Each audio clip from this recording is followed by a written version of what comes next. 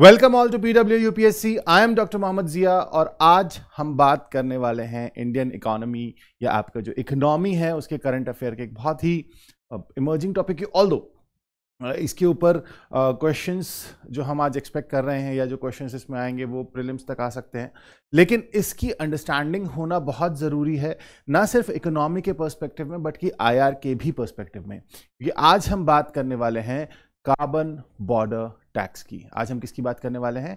आज हम बात करने वाले हैं कार्बन बॉर्डर टैक्स की। ना ये सर ये क्या हुआ? एज यू ऑल नो कि COP COP 27 चल रहा है और यहाँ पर इस कंटेक्स्ट में अगर हम बात करें COP 27 is something where we have seen कि सारे जो दुनिया के देश हैं वो आए हैं और वो बात किसके बारे में कर रहे हैं? वो बात कर रहे हैं कि किस तरीके से हम हमारी आने वाली नस्लों को, हमारी आने वाली जनरेशन्स को एक बेहतर दुनिया दें। ऐसा ना हो कि हम अपना डेवलपमेंट करने की दौड़ में इतने आगे निकल जाएं और इतने मगन हो जाएं कि हम आने वाली जनरेशन्स के लिए कुछ ना छोड़ें। बेसिक जो चीज़ है वो ये है, और इसमें जो सबसे बड़ा इशू है COP 27 में वो है कार्बन एमिशन का, कि कैसे दुनिया के देशों को जिम्मेदार बनाया जाए, कैसे दुनिया के देशों को जो है वो रिस्पॉन्सिबिलिटी तय की जाए कि कितना एमिशन आप कर सकते हैं। और भी दूसरे इश्यूज जो हैं COP 27 में डिस्कस हो रहे हैं, and this is what we have to understand carbon border tax. क्यों?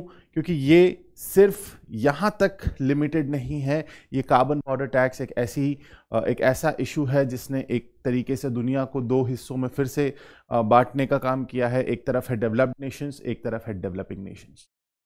डेवलप्ड नेशंस का अगर मैं बेसिक वो कहूँ तो उनका कहना है कि भैया देखो, दुनिया बहुत ज़्यादा खतरे में है, हमें अब ज़रूरत है कि हम दुनिया पे जो है एमिशंस कंट्रोल करें, हम एक कार्बन एमिशंस को जो है वो रोकें। On the other side we have the developing countries. Developing countries का कहना है कि भाई साहब, तुमने इंडस्ट्रियल रेवोल्यूशन से जो दुनिया की तबाही शुरू की, अब तुमने अपने आप को डेवलप कर लिया, हमारा डेवलपमेंट अब शुरू हुआ है, हम अभी भी डेवलपिंग फेज में हैं, और जब हम डेवलपिंग फेज में हैं और हम अपने डेवलपमेंट के पाथ पे आ रहे हैं तो आप हमारे ऊपर रिस्ट्रिक्शन लगा रहे हो। Means the world is divided here at this point into a group जो कि है डेवलप्ड नेशंस का, जो कह रहा है कि नहीं, हम मतलब यू कैन कॉल देम कि दे आर सेइंग कि हमारा डेवलपमेंट तो हो गया है, आवर डेवलपमेंट इज डन, आप कर रहे हो तो आप नुकसान कर रहे हो। और डेवलपिंग कंट्रीज का कहना है कि आपका डेवलपमेंट तो हो चुका है ना, you are in the status of developed countries. अब आप बात कर रहे हो कार्बन एमिशन की, अब आप बात कर रहे हो जीरो नेट एमिशन की, now you are talking about making world a livable place. हमें पहले उस स्टेज पे तो आने दीजिए कि हम सस्टेन कर पाए, क्योंकि अगर इस स्टेज पे आके, इस फेज में आके अगर हम अपने डेवलपमेंट के प्रोग्राम्स को डेविएट कर देंगे, हम अपने जो प्रोसेस है डेवलपमेंट का उसको डेविएट कर देंगे, तो हम वापस we may fall back, and this is what the question is. एंड आज हम इसीलिए बात करने वाले हैं कार्बन बॉर्डर टैक्स की। अब हुआ क्या इस COP 27 में? पहले हम देखते हैं कि है क्या ये। हाँ, पॉइंट ये वाला याद रखिएगा कि COP 27 हो कहाँ पर रहा है? शर्म अल शेख में। खैर, what is this carbon border tax? Basically carbon border adjustment tax, normally हम उसे कार्बन बॉर्डर टैक्स कह देते हैं, basically it is carbon border adjustment tax. Now this carbon border adjustment tax is a duty on imports. सबसे पहले किस पे है? Duty on imports. Why I am going like this, why I am telling you things in this fragmented manner? क्योंकि आप जब questions आप देखोगे तो वो कभी कभी क्या करते हैं, carbon border adjustment tax is a duty on exports based on the amount of carbon emissions. उन्होंने पूरा स्टेटमेंट वही लिखा, एग्जाम में क्या चेंज कर दिया? एक्सपोर्ट की जगह लिख दिया इंपोर्ट, एंड यूर गॉन। कई बार बच्चे इसमें गलती करते हैं, इसलिए जो ऐसे पॉइंट्स हैं जहां पर कंफ्यूजन हो सकता है, I am going to take a pause. I want to tell you, I want to highlight those point जहां पे आपको कंफ्यूजन हो सकता है अगर ये स्टेटमेंट जो है एग्जाम में आ जाए। So what is carbon border tax? It is a tax, it is a duty on import based on the amount of carbon emission जो उस प्रोडक्ट से निकलेगा। हम एक प्रोडक्ट इंपोर्ट कर रहे हैं, उस प्रोडक्ट के प्रोडक्शन में बनाने में जो कार्बन एमिशन लगा या जो कार्बन एमिशन हुआ उसके ऊपर टैक्स। स्टील ले लो, आयरन ले लो, सीमेंट ले लो, कुछ भी ले लो, जो भी बन रहा है, जो भी इंडस्ट्रियलाइज्ड गुड्स बन रहे हैं, उसके जो प्रोडक्शन में जितना एमिशन हुआ होगा उस एमिशन के ऊपर वो कंट्री जो इसे इंपोर्ट करा रही है वो इसको क्या करेगी, इस पर टैक्स लेगी। It involves, again I am repeating, it is an import duty, आयात कर है, इंपोर्ट ड्यूटी है on a product manufactured in a country with more lax climate rules than one buying it। Simple सी चीज है, country ए से country B तक का एक इंपोर्ट हो रहा है किसी चीज का, लेकिन सब चीज नॉर्मल है, लेकिन डिफरेंस क्या है कि कंट्री ए में जो कार्बन एमिशन के नॉर्म्स हैं, कार्बन एमिशन के जो नॉर्म्स हैं वो बहुत ज्यादा फ्लेक्सिबल हैं, बहुत ज्यादा स्ट्रिक्ट नहीं है in comparison to the norms of country B जो उस प्रोडक्ट को इंपोर्ट करा रहा है। कंट्री बी क्या कह रहा है, हम एक ऐसे प्रोडक्ट को इंपोर्ट करा रहे हैं जिससे कार्बन एमिशन हुआ है और उस कंट्री में उसका प्रोडक्शन हुआ है जहां पर इसको लेके जो कार्बन एमिशन को लेके जो नॉर्म्स हैं वो बहुत ज्यादा स्ट्रिक्ट नहीं है। We are going to tax it as a price on carbon, कि आपने जो कार्बन एमिशन किया आप उसका जो है आप पैसा दीजिए, उसके ऊपर आप टैक्स दीजिए। पर्पस क्या है, मोटिव क्या है, टू डिस्करेज एमिशंस।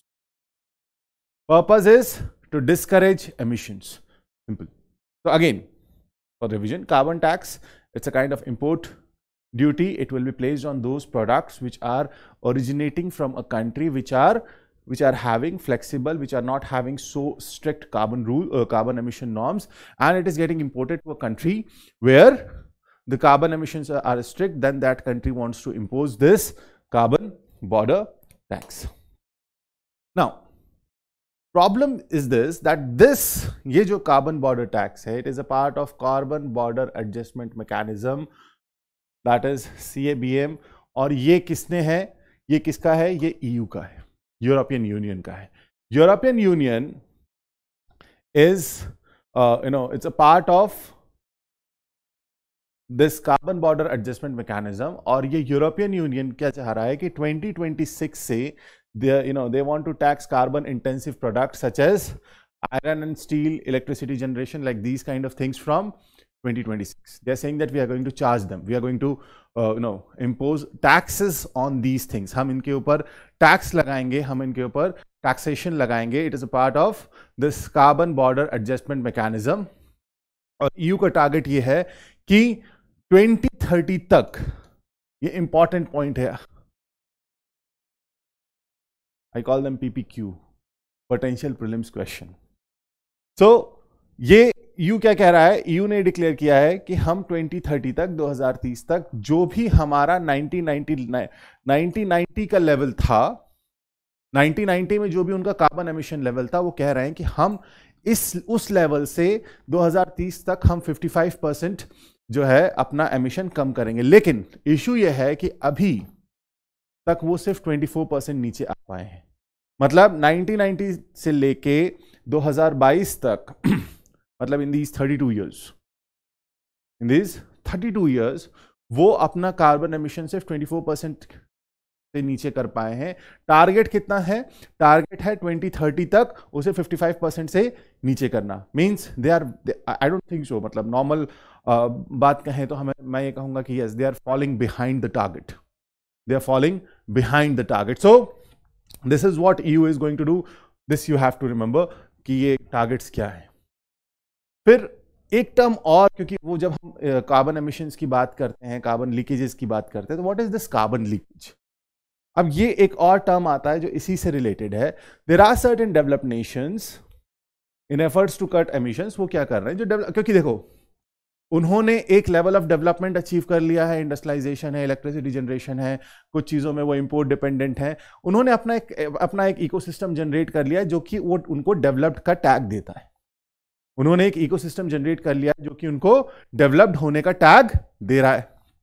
ठीक है, वो क्या कर रहे हैं, they are putting high cost, they are imposing high cost किसके ऊपर? On carbon intensive business in their own countries. और वो क्या कर रहे हैं? उन्हीं के देश के अंदर जो ऐसे बिजनेसेस हैं जिससे कार्बन एमिशन ज्यादा हो रहा है, उन बिजनेसेस के ऊपर उन्होंने टैक्सेस, उन्होंने उस बिजनेसेस को हाई कॉस्ट बना रखा है अपनी कंट्री के अंदर। This is not somewhere else. Carbon border tax वो जो बाहर से आ रहा है, लेकिन इन्होंने क्या कर रखा है, ये जो डेवलप कंट्रीज हैं, इन्होंने अपनी ही कंट्री के अंदर जो बिजनेसेस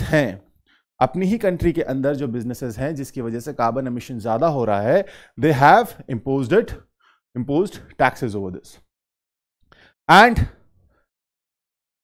हो क्या रहा है कि अब ये बिजनेसेस बोल रहे हैं, बोले भाई साहब यहां इतना हाई कॉस्ट है, क्यों ना हम एक ऐसी कंट्री में मूव कर जाएं जहां पर हम सारी चीजें, हमें सारी फैसिलिटीज सेम मिल रही है और हमें इतना टैक्स नहीं देना पड़े, या जो हमारा हाई कॉस्ट है वो कम हो जाए। And this is what is called carbon leakage. तो जब एक कंपनी, एक ऐसा बिजनेस जो एक ऐसी कंट्री से, कंट्री ए की हम बात करते हैं, यहां पे हमने एग्जांपल भी लिया हुआ है, कंट्री ए से शिफ्ट होता है, तो कंट्री ए में क्या है, जो कार्बन लॉज हैं, जो कार्बन एमिशंस लॉज हैं, वो बहुत ज्यादा स्ट्रिंजेंट है। और क्योंकि these are carbon intensive businesses, ये क्या कर रहे हैं, ये उसके ऊपर टैक्सेस या उसके ऊपर हाई कॉस्ट इंपोज कर रहे हैं।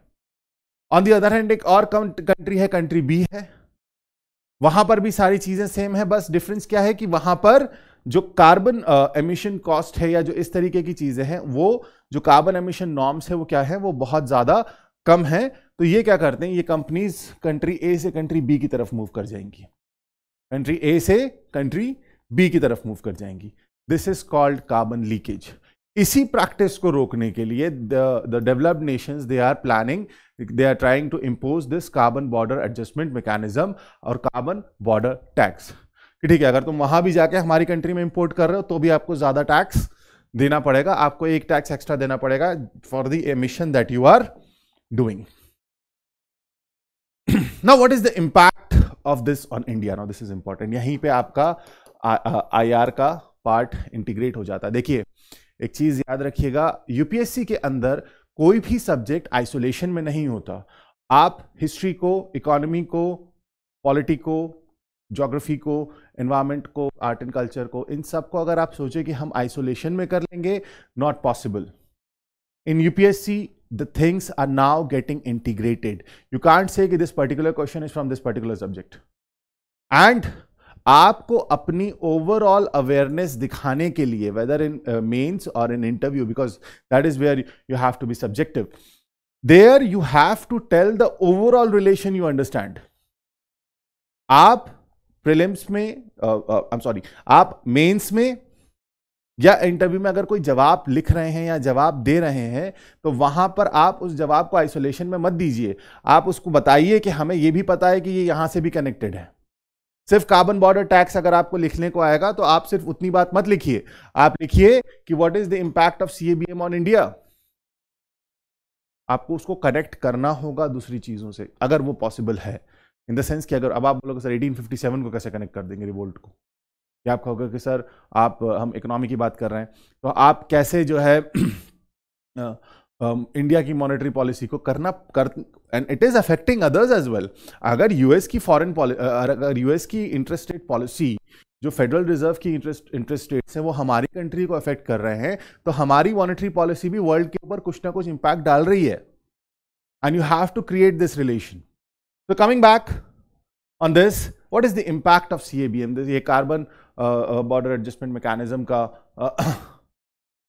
इंडिया के ऊपर इंपैक्ट क्या है? First of all, EU is India's third largest trading partner. In the comment section, mention first and the second.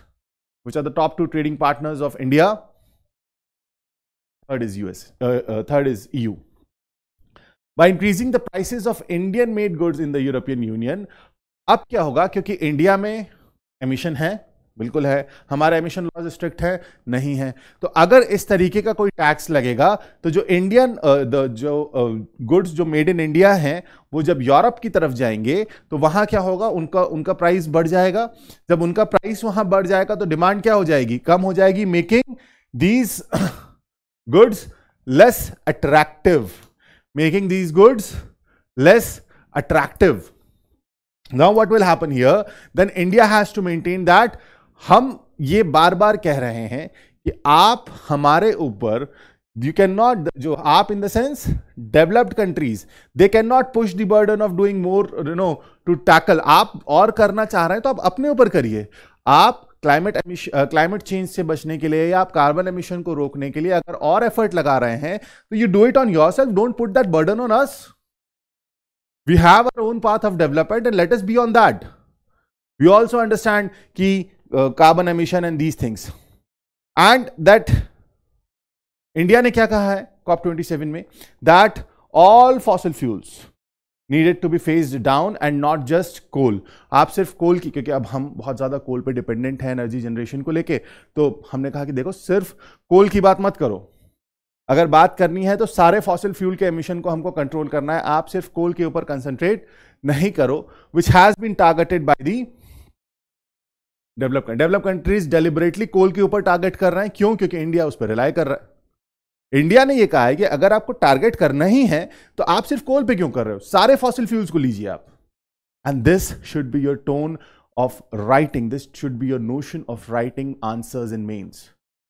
Eight no stage you say कि नहीं वो सही कर रहे हैं, नो, दे आर इम्पोजिंग, वो खुद कुछ करना चाह रहे हैं और उसका बर्डन वो हमारे ऊपर डाल रहे हैं। उसका बर्डन वो कहां डाल रहे हैं? वो हमारे ऊपर डाल रहे हैं। फाइन, इंडिया ने कहा नहीं सर ये नहीं चलेगा। Response of BASIC countries, BASIC as in Brazil, South Africa, India and China. ध्यान रखिएगा, BASIC as in Brazil, South Africa, India and China. इन्होंने कहा है क्योंकि they are they are the developing countries and they are forming a new part or a new multilateral economic association in the world. उनका ये कहना है that आप ये जो कर रहे हो, this is discriminatory.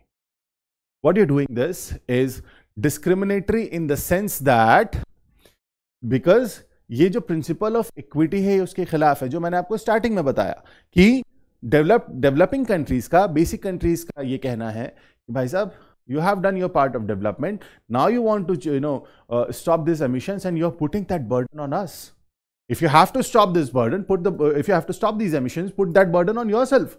Why you are imposing these things on us on such a platform? So this is where this is against the principle of equity, ऐसा in basic countries का कहना है.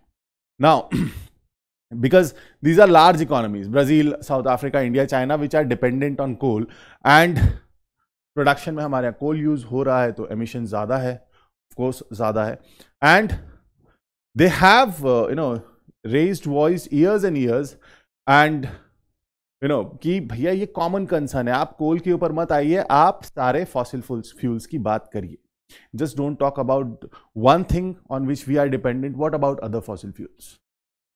So this is what carbon border tax is. Carbon leakages को हमने देखा कि India पे उसका क्या इंपैक्ट है, इंटरनेशनल रिलेशंस में वो कहाँ पे होगा, क्योंकि ईयू जो है इंडिया का थर्ड लार्जेस्ट ट्रेडिंग पार्टनर है, that is a concern. And then the BASIC countries, ये जो कंट्रीज हैं इनका रिस्पॉन्स इसके ऊपर ये हमने देखा. थोड़ा सा प्रिसाइज टॉपिक है, ज़्यादा इसमें डिटेलिंग में जाने की ज़रूरत नहीं है, because the details will come may be 1-2 महीने में, और इसके ऊपर अगर हमें कुछ निकल के आता है, let's wait for the parliament session. वहाँ अगर गवर्नमेंट इसके बारे में कोई स्टेटमेंट देती है पार्लियामेंट में, will look over that. But before ending the session, a practice question for your prelims. Consider the following statements. A carbon border tax, CBT, is a tax on carbon emissions attributed to imported goods that have been carbon taxed at source. And as I tell you, that don't look here. First tell this is true or false. Simple. Don't tell this here that so this is a carbon tax on carbon emission attributed to imported goods that have been carbon taxed at source. And second, European Union to tax carbon intensive products such as iron and steel, cement, fertilizer, aluminum, electricity generation from 2030. Now 2 statements in the comment box. Tell me true or false. This is the question that you can expect. These are the nature of the questions जो आप prelims में expect कर सकते हो. ही आते हैं. Don't feel that sir क्या आ गया, This is it. So again, the very common set of option, only one is correct, only two is correct, both 1 and 2, and both 1 and 2 are incorrect. Simple. Next is carbon border tax proposed by EU in COP27 has seen opposition from. Now this is, sir ये क्या है, तो अभी पढ़ा है तो आसान लग रहा है, लेकिन जब एग्जाम में आ जाता है ना तो यहां पर कंफ्यूजन हो जाएगा। और ऐसा नहीं है कि इस तरीके के सवालात यूपीएससी में पहले नहीं आए हैं, इस तरीके के सवालात यूपीएससी में आए हैं। तो we are going to leave no stone unturned. Remember, we are not going to leave any stone unturned. Simple, यहीं पे कंफ्यूजन होगा, क्योंकि यहां सॉल्व करना आसान है, एग्जाम के प्रेशर में ये क्वेश्चन भी ना हैवी लगने लगता है। तो this is it from my side. I hope you have like the lecture, और प्लीज़ डू फॉलो अस, क्योंकि हम ऐसे क्वेश्चंस के साथ I am going to bring such topics to you on economics, on Indian economy, on the topics of Indian this whole current events which are going on. जैसे जैसे events आते जाएंगे ऐसे टॉपिक्स आपके सामने आएंगे। I will try to explain उस आखिर स्टूडेंट को जिसको नहीं आता। Sometimes people say that's things are moving a bit slow. Let it be slow, and remember, those who say slow and steady always wins the race. Don't hop. Build your foundation brick by brick, and after that you will see जैसे जैसे नींव मजबूत होने में वक्त लगता है, लगने दीजिए, और वो वक्त मुझे मत दीजिए, वो वक्त अपने आप को दीजिए। So with this, I'll see you in the next video. Till then, have a great time. Stay safe, stay healthy. Thank you so much.